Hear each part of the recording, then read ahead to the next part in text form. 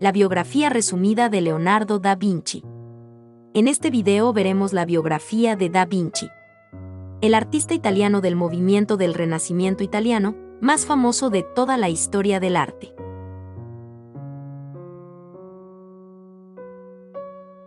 Leonardo di Ser Piero da Vinci.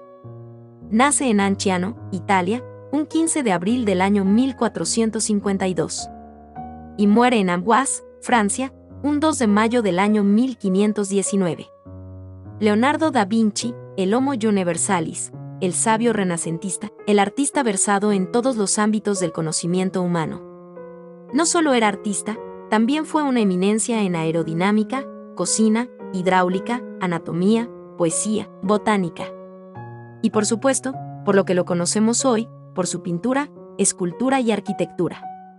Gracias a ello forma parte, junto a Miguel Ángel y Rafael, de la Santísima Trinidad del arte renacentista.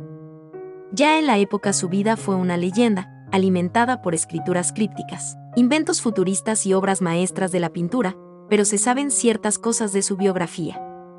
Leonardo nació en 1452 en la villa toscana de Vinci, hijo de una campesina y un notario, que tendría 11 hijos en total. Su insaciable curiosidad se manifestó de niño, ya dibujaba animales mitológicos, híbridos entre realidad y fantasía.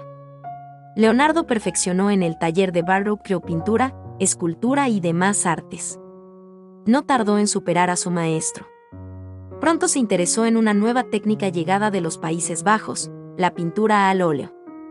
Con ella innovó en composición y claroscuro. Se traslada de corte en corte, a la Florencia de los Médicis, al Milán de Ludovico Sforza. No solo como artista, también como ingeniero militar, urbanista, músico y luthier. Durante años desarrolló increíbles tratados científicos y futuristas ingenios, el submarino, misiles, escafandras, helicópteros. A los 24 años, en el Cinquecento ya era uno de los mayores maestros de Italia. Arte y ciencia eran su mundo.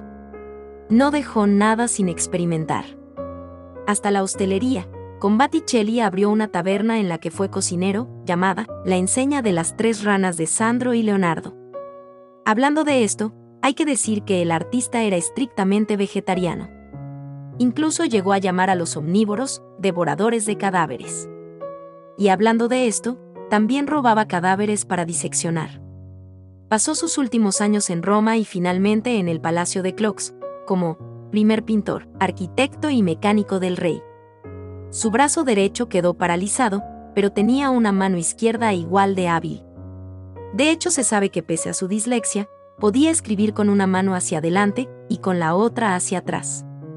El genio no dejaría de trabajar en toda disciplina conocida y por conocer hasta el mismo día de su muerte y hoy, es considerado uno de los artistas más grandes de la historia del arte.